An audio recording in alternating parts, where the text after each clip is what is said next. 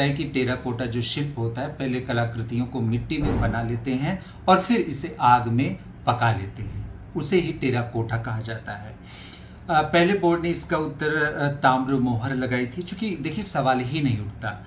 और जो बाद में जब चूंकि कुछ लोगों ने आपत्ति दर्ज की तो उन्होंने टेराकोटा शिल्प मान लिया, जो कि संतोषजनक है, सही भी है।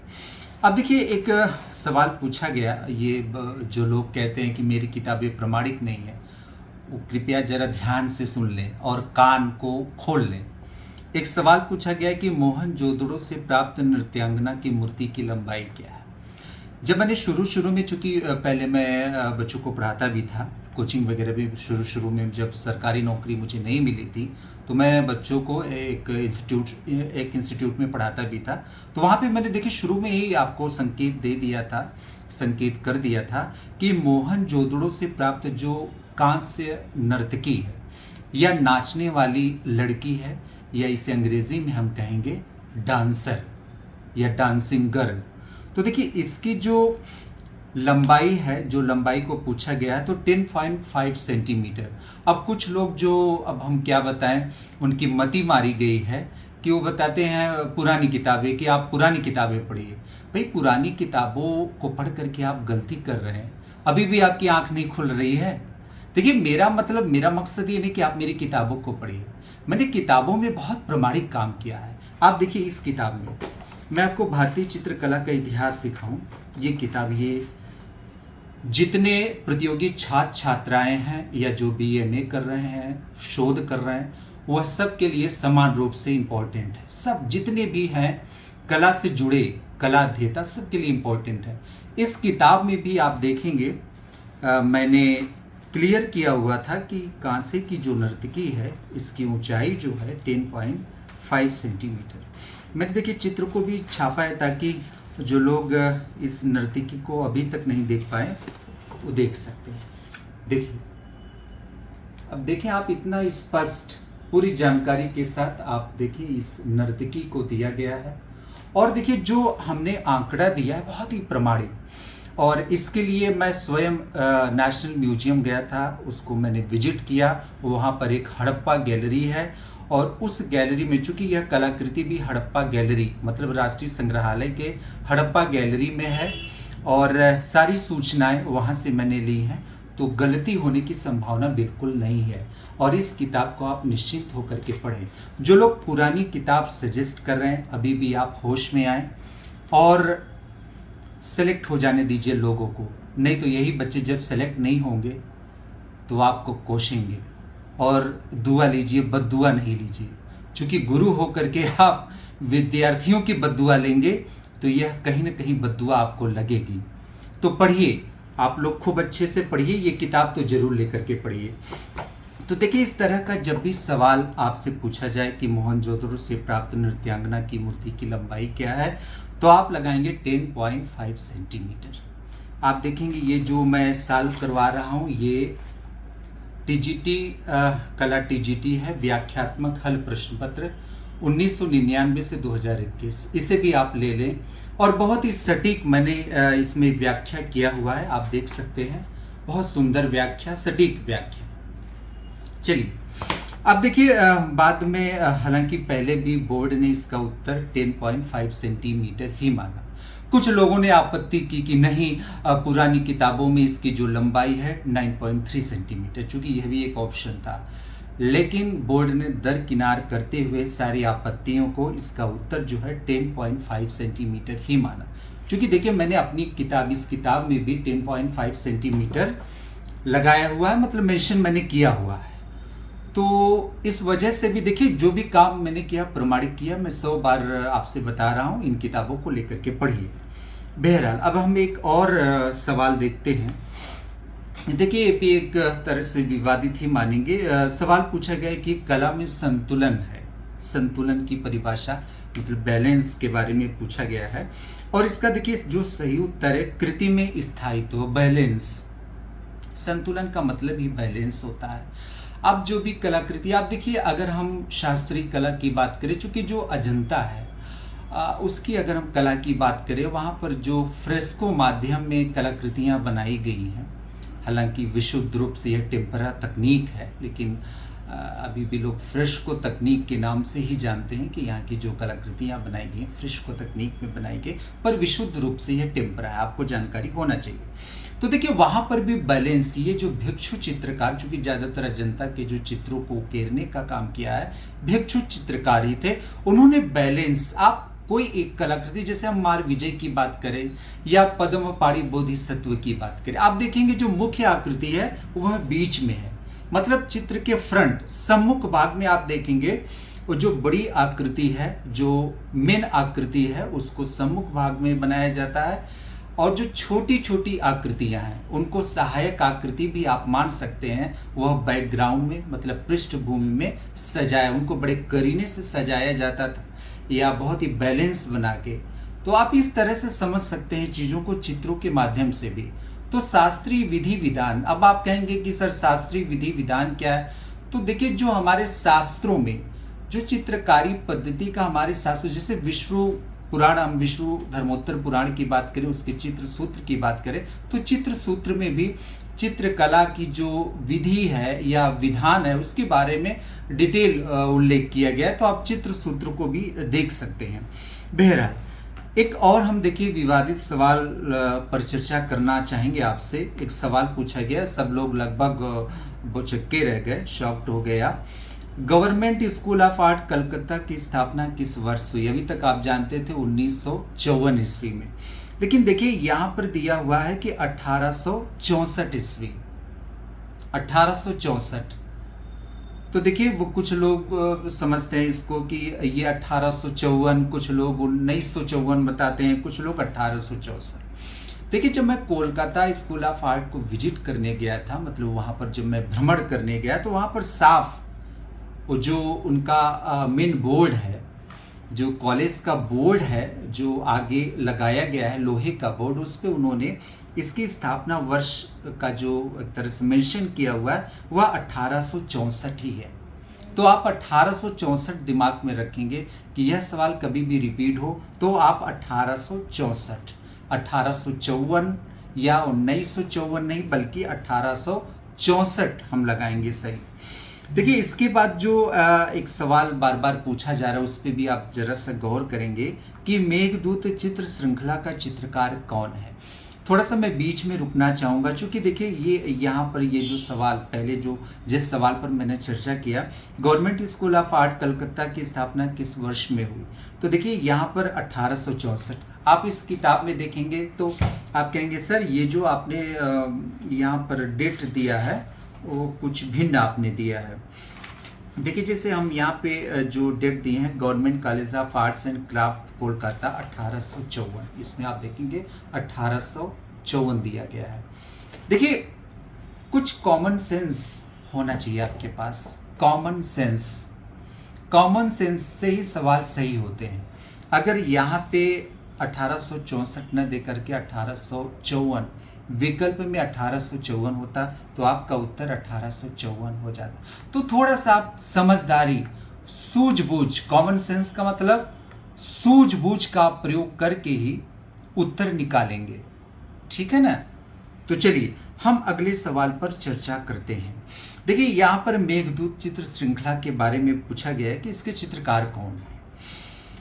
देखिए पहले के जो लोग हैं या जो पढ़ लिख करके नौकरी चाकरी पा गए उनकी मैं बात नहीं करूँगा। और देखिए समय का तकाजा, पहले उतनी अच्छी किताबें नहीं थी।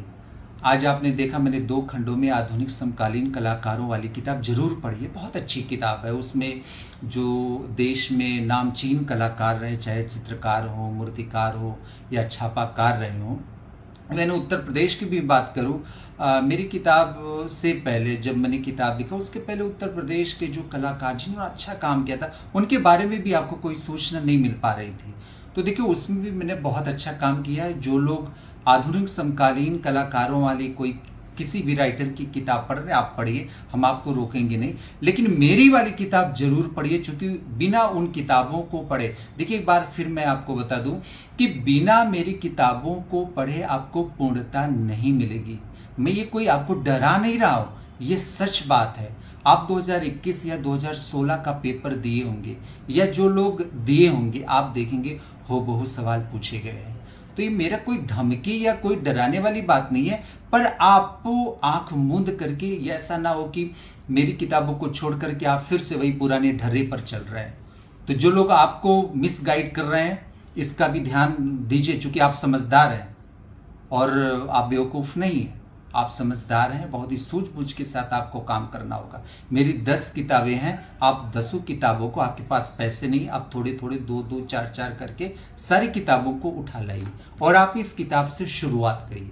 और देखिए, इस किताब में मैंने अभी तक के सवाल जो पूछे गए हैं, पूरे देश में जो परीक्षाएं होती हैं कला से संबंधित, जो भी परीक्षा हुई, सारे सवालों को मैंने लाइन बाय लाइन पिरो दिया है। तो इस किताब को अगर आप पढ़ते हैं तो आपको भटकने की 100 किताब से अच्छा है कि एक किताब आप पढ़ें। समझ रहे, चूंकि 100 किताबों का ज्ञान इस किताब में है और बहुत ही प्रमाणित तरीके से। मैं जहां जरूरी समझा वहां पर जाकर के भी मैंने लिखा है। आप देखेंगे भीमबेटका में गया, अजंता गया, एलोरा गया, तो ये मुख्य एक तरह से कला के केंद्र रहे हैं। यहाँ जब तक जाता नहीं तब तक बात बनती नहीं, और आप ही के लिए मैंने ये काम किया है, तो इसका लाभ उठाएं। चलिए, एक सवाल देखिए, मैं सवाल पर चर्चा कर रहा था मेघदूत चित्र श्रृंखला पर। मेरे कहने का मतलब है, देखिए, जब भी हरिहर लाल मेढ़ की बात हो, 2 बार से 2016 में भी ये सवाल आया, अब देखिए 2021 में भी रिपीट करके पूछा गया है। तो कभी भी इस तरह का सवाल हो, देखिए हमारे उत्तर प्रदेश के थे हरिहर लाल मेघदूत। हालांकि उनके पहले आप याद करिए, एक और अच्छे कलाकार थे उत्तर प्रदेश के, शैलेंद्र नाथ डे, उन्होंने भी मेघदूत पर काम किया। हालांकि राय कृष्ण दास के हिसाब से शैलेंद्र नाथ डे का जो मेघदूत है वो अद्भुत है और भावनाओं से परिपूर्ण है। थोड़ा सा अगर हम मेघदूत की बात करें हरिहर लाल मेढ़ साहब की, इसमें यथार्थता ज़्यादा है पर कहीं ना कहीं भावना की कमी है। पर एक बात जरूर है कि इनकी भी श्रृंखला जो है वह कम महत्वपूर्ण नहीं है। तीसरे जो उत्तर प्रदेश के कलाकार थे जिन्होंने मेघदूत पर काम किया, संयोग से मेरे गुरुजी हैं डॉक्टर श्याम बिहारी अग्रवाल, तो इन्होंने भी देखिए मेघदूत श्रृंखला पर काम किया है। तो उत्तर प्रदेश के 3 प्रमुख कलाकार हुए शैलेंद्र नाथ डे और हरिहर लाल मेढ़, और उसके बाद जो तीसरे कलाकार हैं डॉक्टर श्याम बिहारी अग्रवाल, इन्होंने। तो इस तरह के जब भी सवाल इन कलाकारों को दे करके सवाल पूछा जाए तो आप सवालों का उत्तर दें, ठीक है। तो थोड़ा सा आप कॉमन सेंस रखेंगे तो ये सवालों के उत्तर अपने आप। कॉमन सेंस देखिए, आप कैसे सूझबूझ के साथ काम करेंगे। आप सूझबूझ के साथ तभी काम कर सकते हैं जब आप अच्छी किताबों को पढ़ेंगे। इन किताबों को लेकर के पढ़िए और सही उत्तर जो सवाल पूछा जाता है परीक्षाओं में, उसका सही उत्तर लगा करके आइए। देखिए, एक और सवाल मैं आपको बता दूं, आप इसके पहले जो गाइड वगैरह पढ़ते होंगे, इसका उत्तर आप देखिए कितना गलत उन्होंने काम किया था।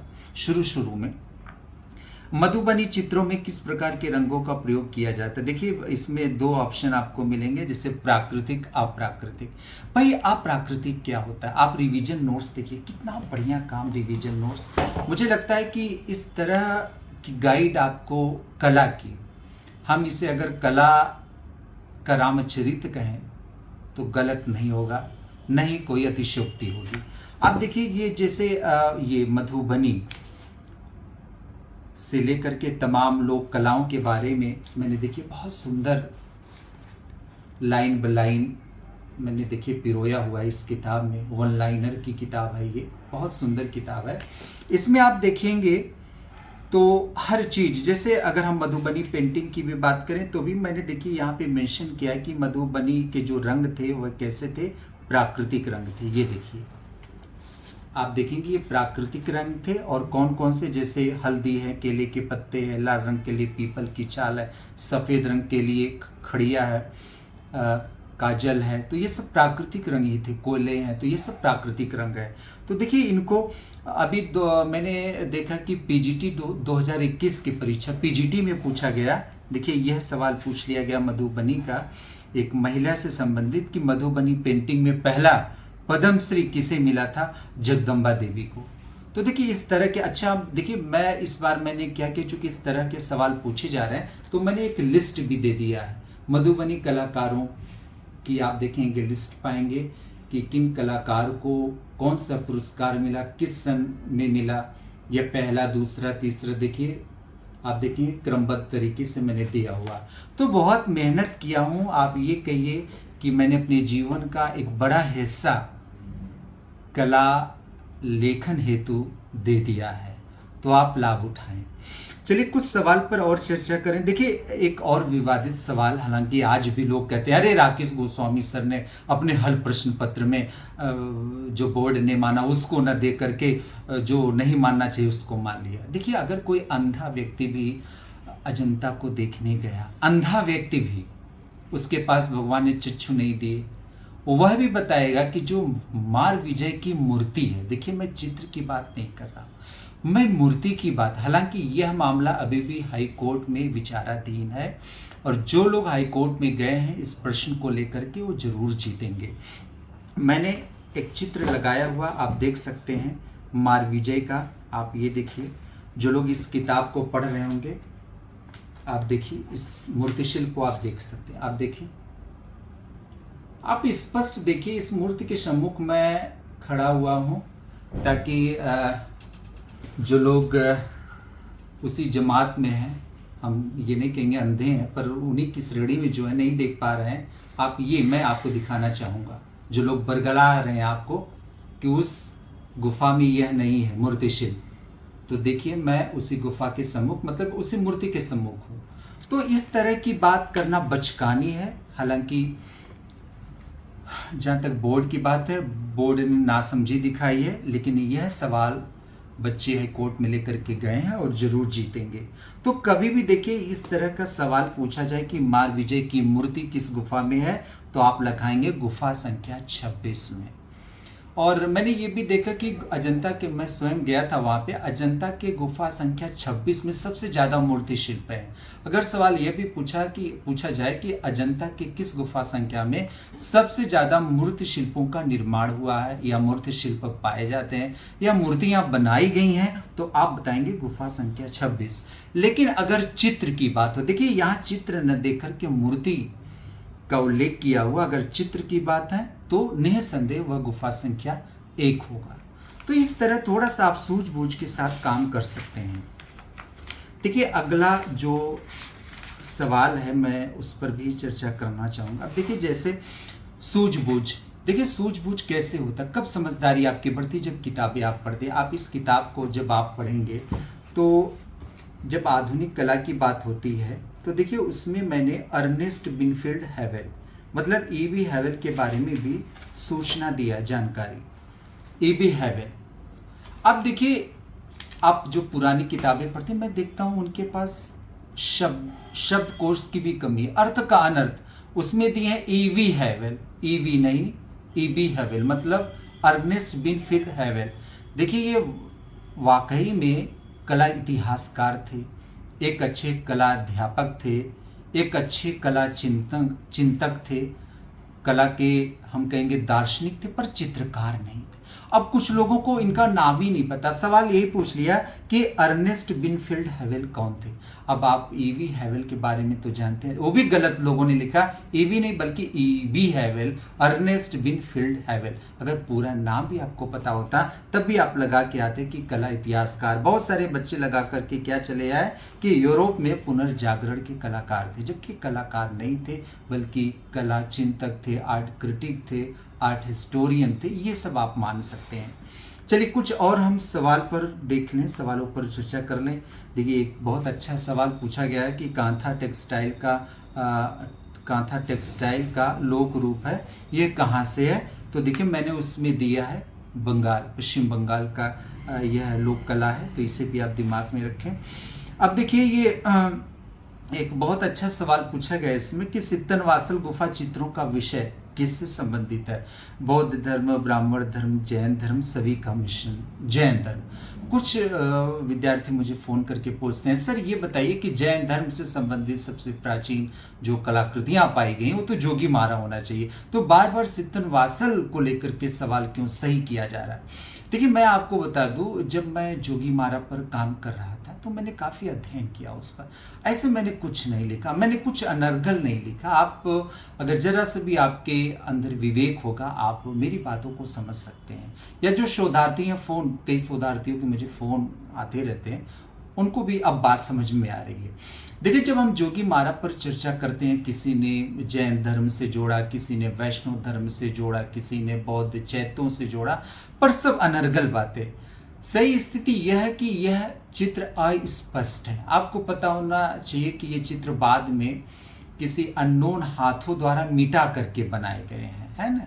अननोन भी थे और एक तरह से अनभिज्ञ थे, वो कोई कलाकार नहीं थे, कोई नौसिखिया व्यक्ति ऐसा किया कि जो ओरिजिनल चित्र थे उनके ऊपर उन्होंने लीपा पोती करके कुछ चित्रों की आउटलाइन खींच दी। पर अभी जो ये चित्र थे, जो ओरिजिनल चित्र थे, वह अस्पष्ट है, मतलब पूरी तरह से नष्ट हो चुके हैं। तो हम कुछ भी बस ये काल्पनिक बात करते हैं कि ऐसा है वैसा। हाँ, एक बात ये हो सकता है मेरे हिसाब से कि यह चित्र ब्राह्मण धर्म से जरूर जुड़ा रहा होगा, मतलब संबंधित रहा होगा। जैन धर्म की हम बात नहीं करेंगे। जब पूरी तरह से विकल्प का अभाव हो, सिद्धन वासल ना हो, तो आप जोगी मारा पर विचार कर सकते हैं।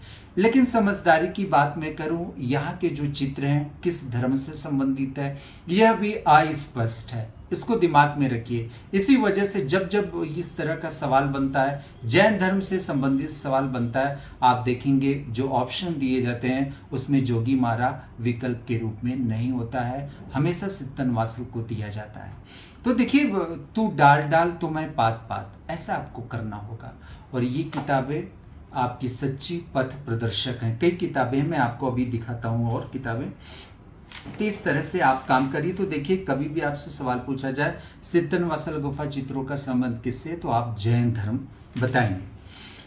अब देखिए, एक सवाल, अभी भी आप पुरानी किताबों को पढ़ेंगे तो अभी देखिए उसमें आप पाएंगे कि जोगी मारा की गुफाएं कहाँ स्थित, तो उसमें अभी भी देगा मध्य प्रदेश। लेकिन ये देखिए, गुफाएं वर्तमान में छत्तीसगढ़ में है। मैंने बहुत ही अपडेट जानकारी दी है इसमें भी और रिवीजन नोट्स में भी। ये सब कुछ मैं पहले से लिख चुका हूँ। देखिए, आज सवाल बन करके आ रहे हैं, तो अगर मैं भी आंखें मूंद लेता तो सोचिए क्या हश्र होता। आज लाखों लोग जो मेरी किताबें पढ़ रहे हैं या जो मेरे माध्यम से उनका मार्गदर्शन हो रहा है, वो बेचारे क्या करते। कोचिंगों की हालत है सिर्फ ये अपने कमाई, मतलब कला विषय को जो लोग पढ़ा रहे हैं सिर्फ कमाई का जरिया बना लिया। उन्हें कोई मतलब इस विषय के प्रति समझ नहीं है। अभी आप देखिए, जरा से भर्ती या परीक्षा शुरू हो जाए या कोई डेट आ जाए तो देखिए जैसे कुकर मुत्ते की तरह पनप आते हैं और फिर गायब हो जाते हैं। तो इनका मकसद ही लूटपाट करना होता है। ये आपको अच्छी किताबें भी नहीं बताएंगे, क्योंकि नोट्स बेचते हैं। अब जो अपना नोट्स बेचते हैं उनका उसी से गुजारा होता है। तो कैसे अच्छी किताब, अगर अच्छी किताब आप मतलब वो आपको बता देंगे तो उनका नोट्स कैसे बिकेगा, आप ये बताइए। मुझे बहुत आश्चर्य होता है कि बहुत बात, अभी एक लड़की आज फ़ोन की थी, इलाहाबाद की हैं, मतलब आज का जो प्रयागराज तेलियरगंज की है। मैं कोचिंग का नाम नहीं लूँगा क्योंकि मैं कोई दुर्भावना आप जैसा नहीं हूँ, दुर्भावना का शिकार। तो उन्होंने बताया कि सर, शिक्षक ने मुझे आपकी किताब से सब वही चीज़ें उन्होंने बता दी और ये नहीं बताया कि आप उनकी किताबें पढ़ी। भैया, आप मेरे मैटर को पढ़ा रहे हैं और मेरी किताबें आपके लिए अछूत हो गई। जब बात विद्यार्थियों को बताने की आती है तो मेरी किताबें अछूत, और कमाई आप कर रहे हैं मेरी किताबों से। मेरी किताबों से आपकी रोजी रोटी चल रही है और इन्हीं किताबों को आप विद्यार्थियों को नहीं बताते, मतलब बताने से आप बचते हैं। ऐसा न करिए, ये पाप है, ये मानसिक पाप है और ईश्वर से डरिए। जब आप मेरी हम कभी नहीं कहें कि आप मेरी किताब को ना पढ़ाइए, अच्छी बात है, ज्ञान विज्ञान का प्रसार होना चाहिए। और वैसे भी मेरी वो संपत्ति नहीं रही, आप पढ़ाइए, खूब पढ़ाइए, पर एक बार जरूर विद्यार्थियों को बताइए कि इस किताब से मैं पढ़ा रहा हूं, इस किताब को आप लेकर के जरूर पढ़ें। इन किताब, ये देखिए, ये बहुमूल्य किताबें हैं। आप भले लगेगा 500-600 की, पर इनका ये अमूल्य है। जब आप नौकरी पा जाएंगे तब इन किताबों की कीमत आप समझेंगे। बहरहाल, उन शिक्षक बंधुओं को फिर से ये मेरा एक तरह से अनुरोध है कि आप मेरी किताबों को जरूर बताएं, और यही विद्यार्थी जब सेलेक्ट होंगे तो आपके लिए दुआ करेंगे, दुआएं देंगे, क्योंकि नौकरी चाकरी मिलने के बाद एक नए जीवन की शुरुआत होती है। आप उनके भाग्य विधाता हैं, उन्हें अधर में मत फेंकिए।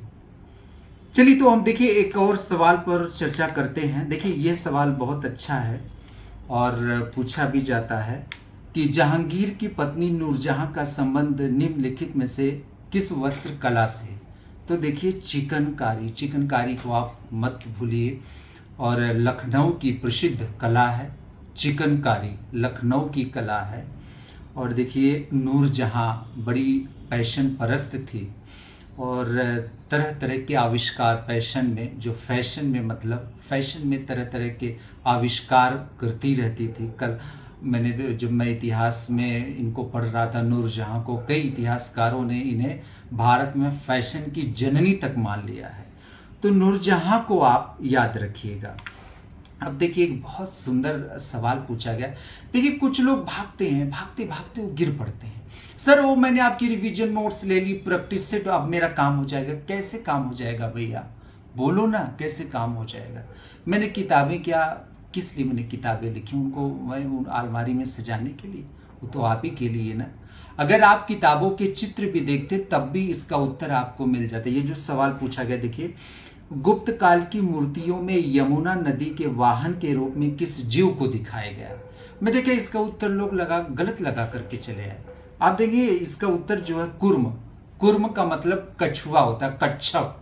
लेकिन बहुत सारे लोग क्या, मगरमच्छ, जबकि मगरमच्छ किसका वाहन है, गंगा का। आप देखेंगे एक नई हमारी किताब प्रकाशित हुई है, बहुत सुंदर। आते ही एक संस्करण बिक चुका है, अब ये द्वितीय संस्करण, ये जो लोग देख रहे हैं वीडियो को, आप देखिए इसका द्वितीय संस्करण आ चुका है, इसे आप पढ़िए। देखिए गुप्तकालीन कला जब आप पढ़ेंगे तो इसमें मैंने बहुत ही स्पष्ट तरीके से इस मूर्ति को दिखाया। आप ये देखिए, आप देखेंगे गंगा और यमुना, आप देखिए एक की वाहन जो है, आप देखेंगे इस मूर्ति में एक का वाहन कच्छप और दूसरा मगरमच्छ मतलब मकर। तो आप अगर इस मूर्ति शिल्प को किताब में देख के भी गए होते तो भी आपके सवाल सही हो जाते। बहुत अच्छी किताब है, आज तक की सबसे अच्छी किताब, सबसे महत्वपूर्ण किताब। जो बच्चे कला विषय की तैयारी कर रहे हैं या जो इतिहास विषय भी पढ़ रहे हैं, इतिहास में भी बहुत सारे सवाल पूछे जाते हैं वास्तुकला और मूर्तिकला को लेकर के, और कला विषय तो है ही है इसमें। तो इस किताब को जरूर पढ़ें, बहुत ही प्रामाणिक तरीके से, कुछ भी मैंने छोड़ा नहीं। जैसे कंदरिया महादेव के बारे में बहुत सारे सवाल पूछे जाते हैं, तो विशेष रूप से आप इस पर फोकस करें। जैसे इस किताब को आप ले गए, आपके सिलेबस में जो चीज़ें हैं, अब जैसे कंदरिया महादेव मंदिर है तो आप उस पर ज़्यादा फोकस करें। अब मध्यकाल में भी मैंने खूब बढ़िया काम किया है, उसमें देखिए जैसे कई सवाल पूछे जाते हैं, हर बार शेरशाह सूरी के मकबरे को लेकर के सवाल पूछा जाता है, तो मैंने इनके बारे में लिखना जरूरी समझा। तो आप देखेंगे एक अच्छी जानकारी। और देखिए ये सब बोधगम्य है, ये कभी न भूलने वाला, बहुत बढ़िया काम इस पे हुआ है। आप पढ़े, चूँकि मेरा बर्थ प्लेस जौनपुर है तो जौनपुर को भी मैं छोड़ नहीं सकता था, और जौनपुर से भी संबंधित सवाल पूछे जाते हैं। तो ये देखिए कुछ लोग जो जौनपुर के होंगे उनके लिए खुशखबरी, या बाकी जो प्रांत के हैं, देखिए आप देखेंगे जौनपुर का शाही ब्रिज। देखिए लोगों ने लिखा नहीं ढंग से, जो कला इतिहास लेखन अब जाकर के एक तरह से एक हद तक भरपाई हो पाई है। और इसके साथ साथ अटाला मस्जिद के बारे में बहुत पूछा जाता है, तो आप देखें अटाला मस्जिद के बारे में भी मैंने विस्तृत विवेचन किया हुआ। बहरहाल एक सवाल बार बार पूछा जाता है ब्रॉड को लेकर के। देखिए कुछ ऐसे टॉपिक हैं जिनके बारे में किसी ने काम नहीं किया था। जैसे अगर हम बात करें बृहत्तर भारत, मतलब भारत के बाहर जो हमारे देश के मूर्ति शिल्प हैं या जो हमारी कला का प्रचार प्रसार हुआ, जैसे आप देखेंगे ये अंकोर वाट का विष्णु मंदिर, यही 2021 में पूछा गया कौन भारत के बाहर का विष्णु मंदिर है। या आप देखेंगे जावा बोरोबुदुर स्तूप, दुनिया का सबसे बड़ा स्तूप। तो इस तरह के जो सवाल पूछे गए हैं सब कुछ आप इस किताब में पा जाएंगे। और देखिए शॉर्टकट तो चलना छोड़ दीजिए, यह आपके लिए बहुत घातक है।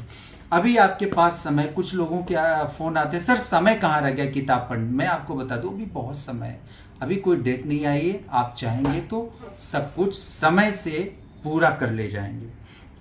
तो देखिए एक सवाल पर और मैं चर्चा करना चाहूँगा, कुछ हैं दो चार और। अब देखिए एक संथाल महिला, सवाल पूछा कि संथाल महिला किस चित्रकार की चित्रकृति है। देखिए मैं आपको थोड़ा सा समझदारी वाली बात करूं, यहाँ पर दो विकल्प लेकर के बच्चे परेशान रहते हैं, नंदलाल बोस और यामिनी राय।